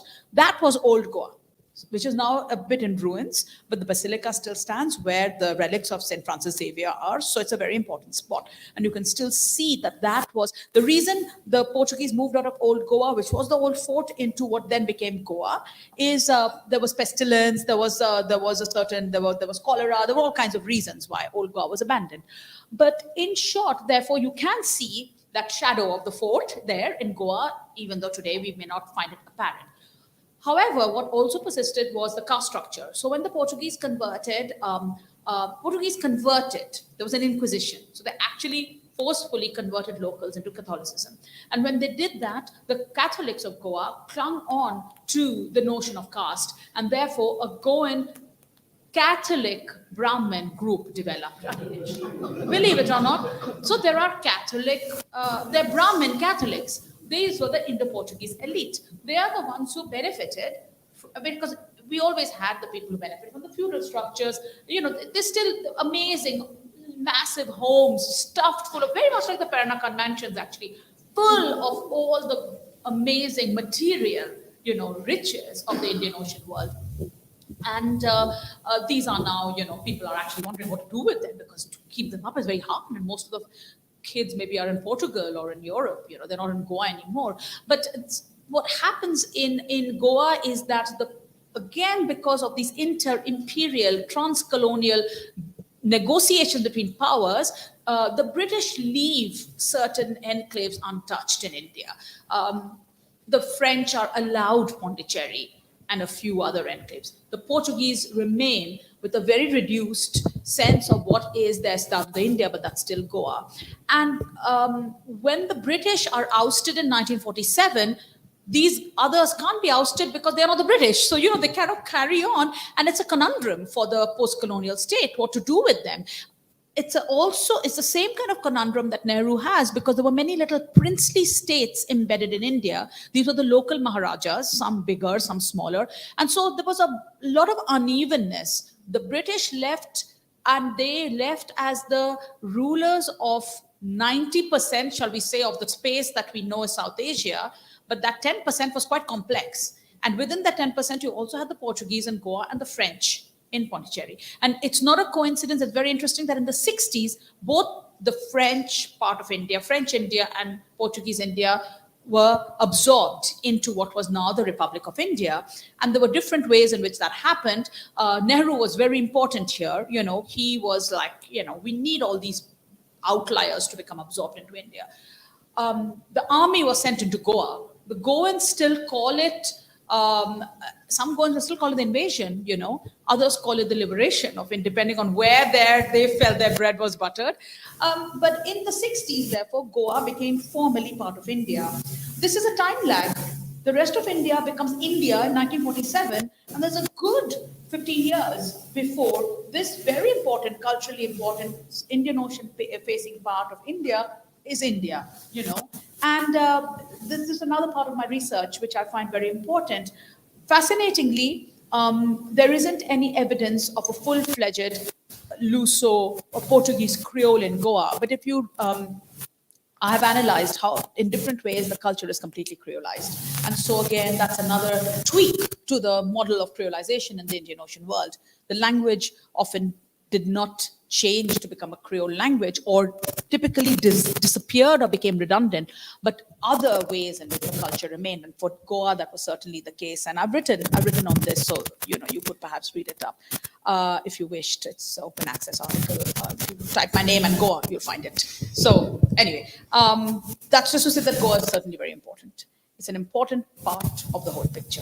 I just didn't speak about it today because there was no evident fort, and I used the other three examples where it was easier, to sort of synthesize some of the ideas I have.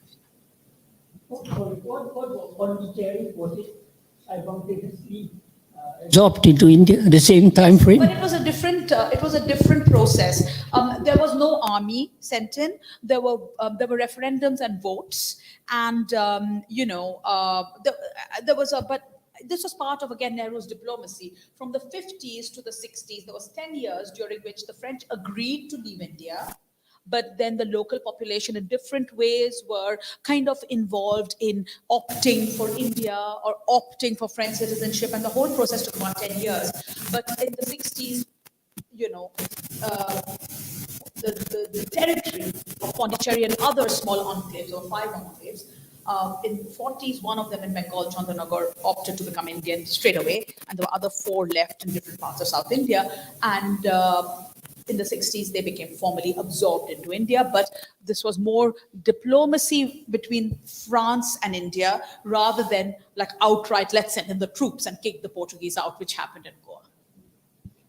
Just to pick up before I come to you, Rudy, it's fascinating with the French that you have places like Guadeloupe or Martinique or Réunion who are still departments of France. I mean, and when they vote, they faithfully vote to remain part of France. So it's almost like the nationalist or independence moment has passed. And maybe they look at other countries that have become independent and say, there but for the grace of God go I, we're not going to go down that particular That's absolutely path. right. That's absolutely right.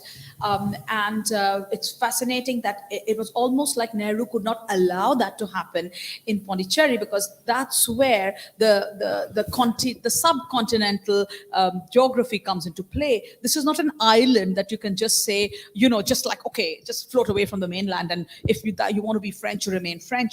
It's that idea of an integral part of India is very important for Indian discourse, for better or for worse actually, but never mind.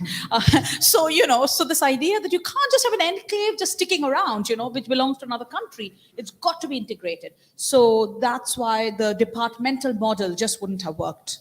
Yeah, even though a lot of Pondicherrians still have French. Yeah, exactly. Yeah, and will feel French still with French passports. Yeah. Rudy?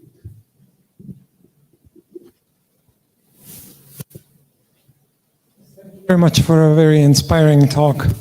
One question that came to mind is that beyond the initial contact of outside powers and or outside traders and local different culture, in order for that to become sustainable beyond the presence of that immediate first contact, there seems to be this element of closeness of female-male genders relationships. The ones who come tend to be male. The ones who mix from the culture maybe tend to be more women. So I wonder whether gender could be considered a unifying factor between different types, like creolization and Peranakanization, for example.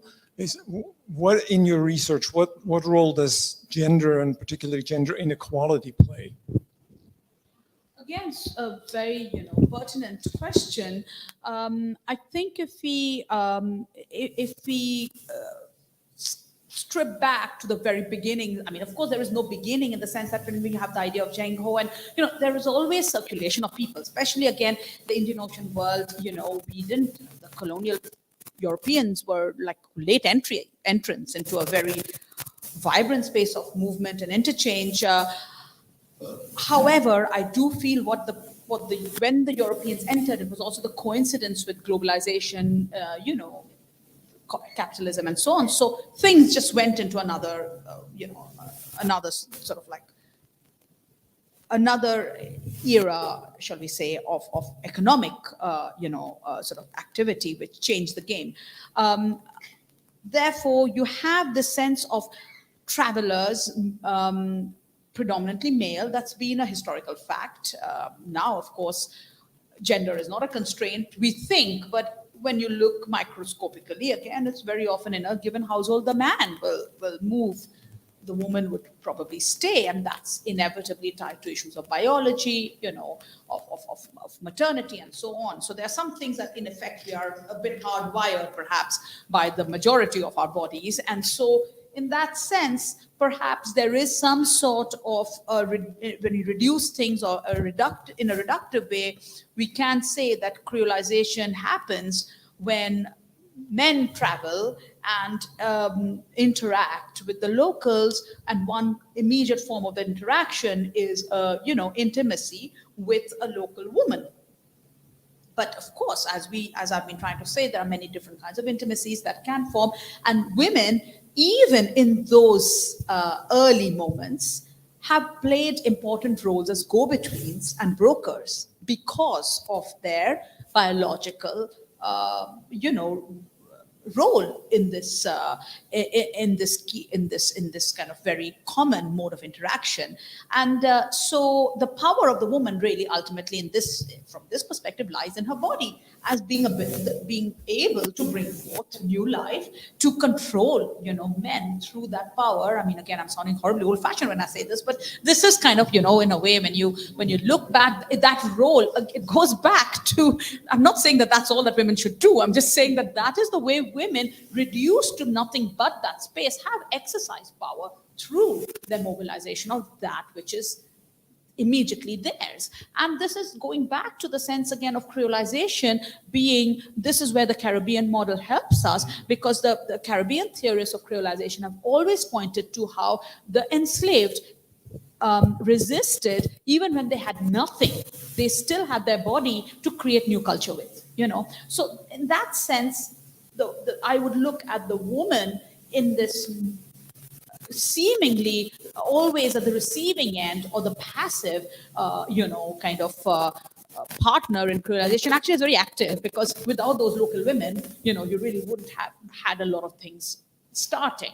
But my interest is going beyond that biological ground zero to what happens as communities grow and diversity kind of accumulates. And always, we still have, I think, role for women to be active, as I said, in mediating roles, brokering roles, and so on.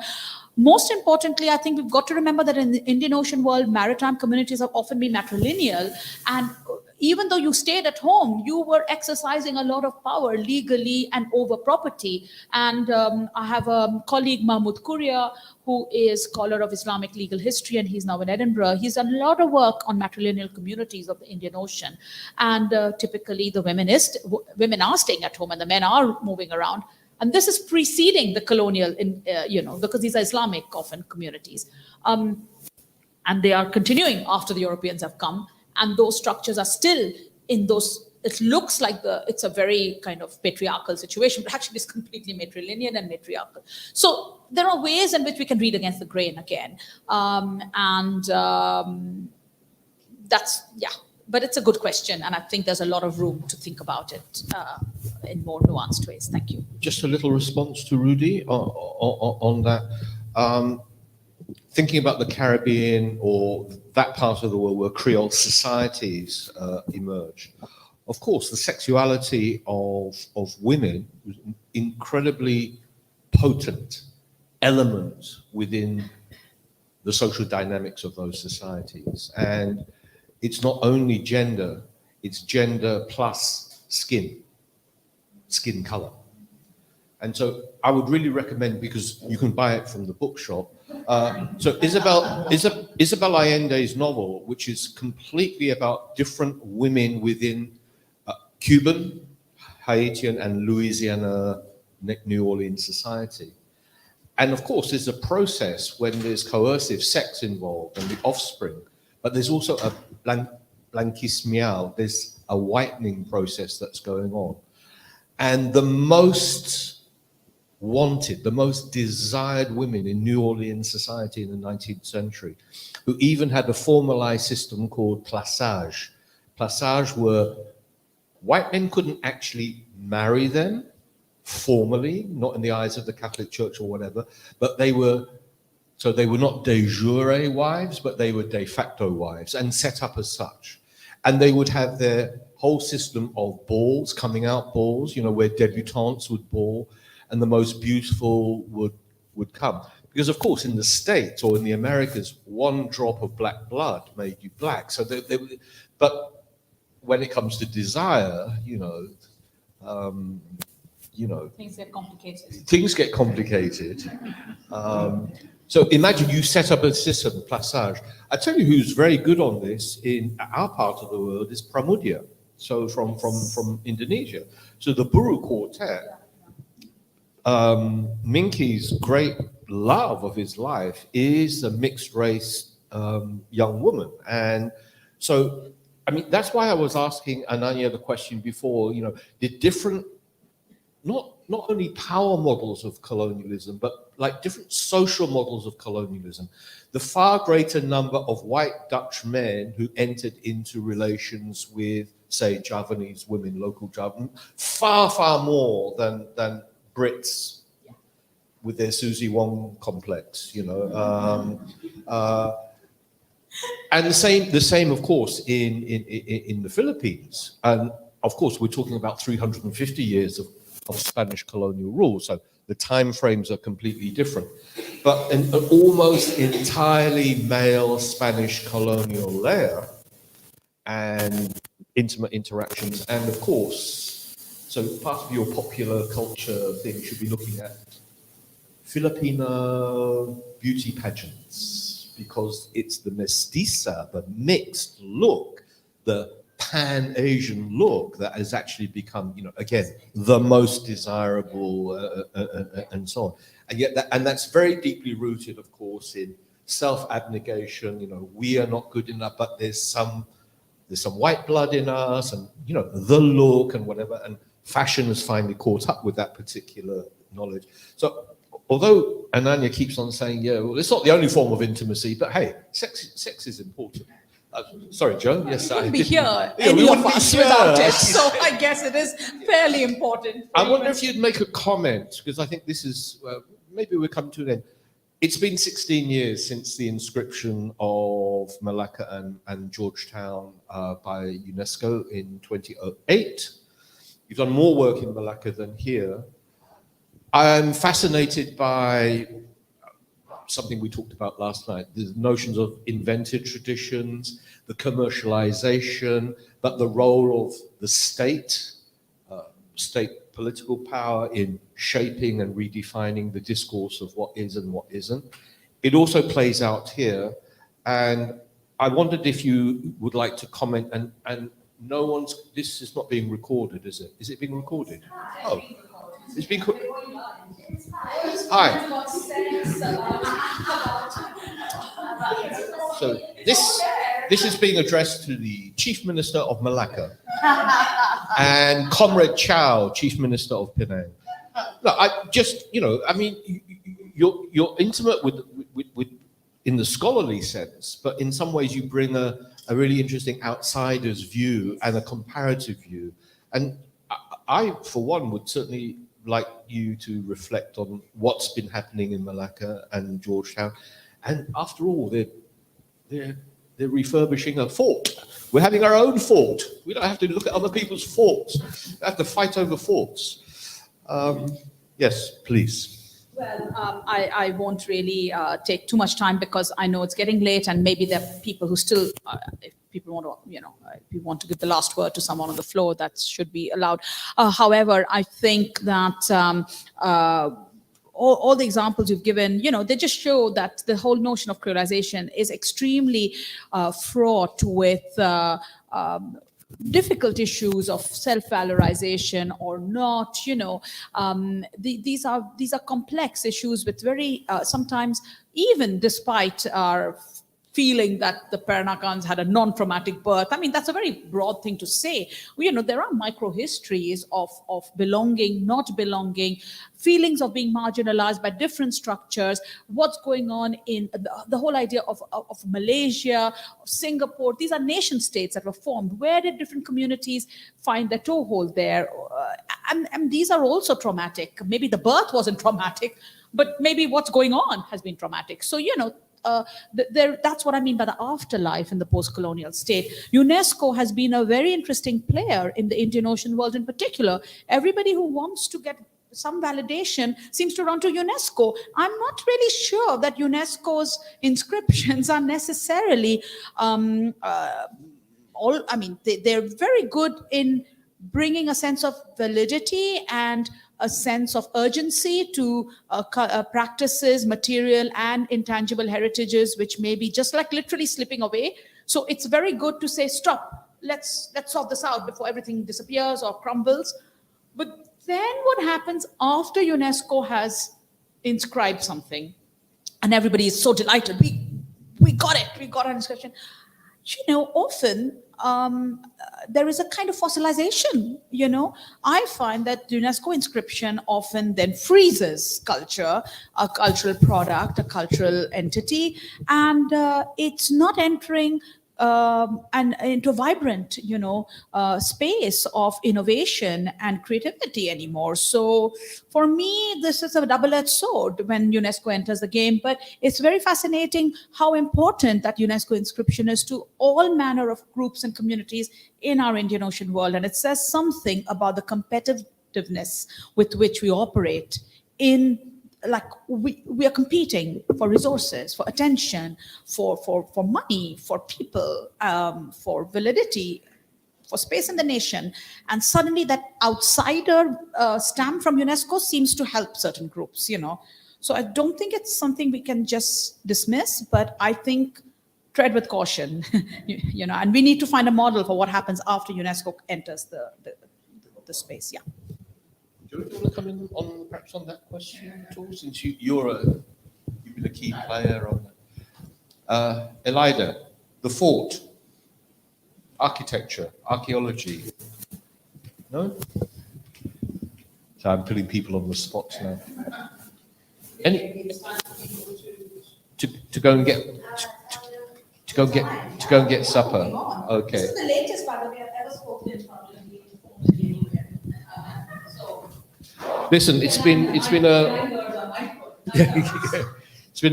a really engaging session. I hope you all concur with me. Thank you for the questions that came from the floor, and indeed, just thank you for coming and spending a Tuesday evening in the company of Ananya. So, just leaves me to offer a very warm Penang thank you to Ananya. Wish her well on her journey.